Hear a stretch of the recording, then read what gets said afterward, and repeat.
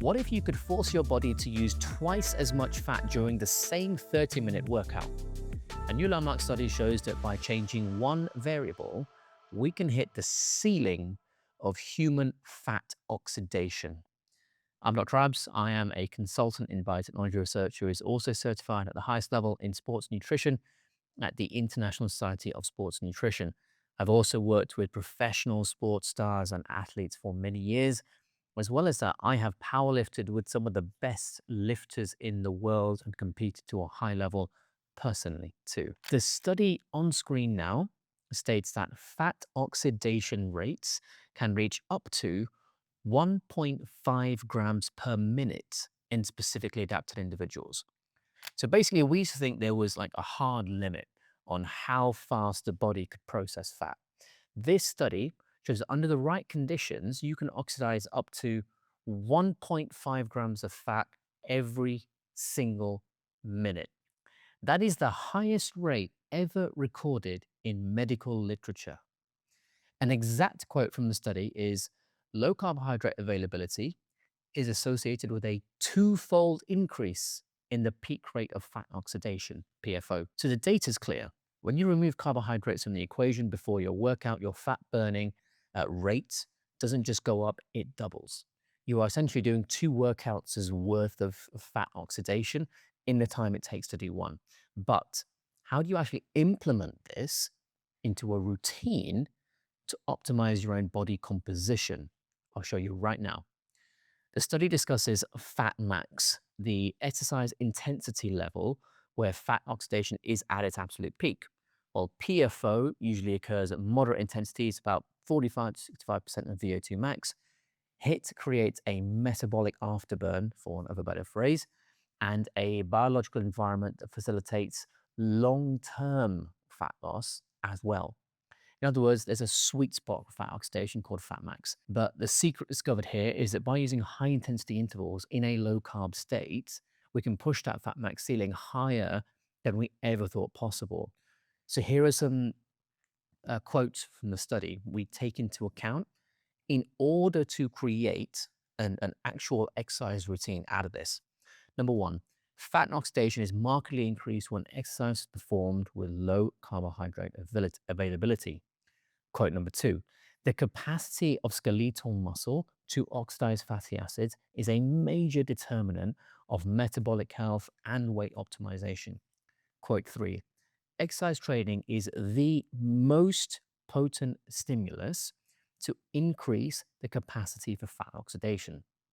So, the ideal routine, according to this, requires you to prioritize timing. If you don't take timing of what I'm about to show you seriously, then you might not use up any excess fat at all and just waste your time. Think of it this way. Imagine your body is a hybrid car where there's 2 fuel tanks. You have a small carb tank and a large fat tank. When the carb one's empty, you have no choice but to use up the fat one.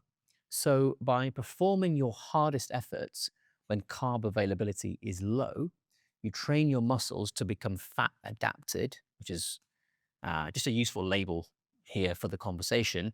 You're teaching your body to be a better fat oxidizer 24 hours a day, even when you aren't working out. So your training routine will be some kind of high intensity interval training. For example, something like sprints, cycling, or rowing. This might be a sprint time frame of somewhere between 15 and 60 seconds, depending on your capability. Then you might have a rest time frame of around 15 to 60 seconds, again, depending on your capability. And the number of those sprint rest cycles that you do might be anywhere from roughly 2 to 10, depending on your capability, again. But it's not that simple. You can do all that and still not get rid of excess fat if you time it wrong. So what's the timing?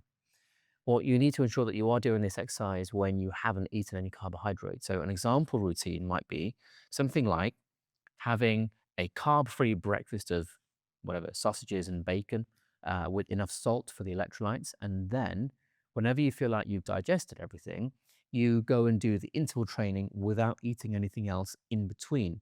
An alternative would be to simply do the interval training in the morning on an empty stomach. So your body is forced to break down fat stores. because you've been fasting overnight, and then make sure that you're carb free following the exercise. So any excess carb that you eat doesn't get turned into fat and replace what you just got rid of. Now, there are, of course, more subtleties to this, and things need to be varied based on the individual's experience, capability, medical history, and much more. Please don't see this video as individual advice because it isn't. I've also used certain technical terms here quite loosely, simply so that it can be understood by the layman. When I work with people one-on-one, we customize plans like this very much, and they are completely unique to each person based on their circumstances.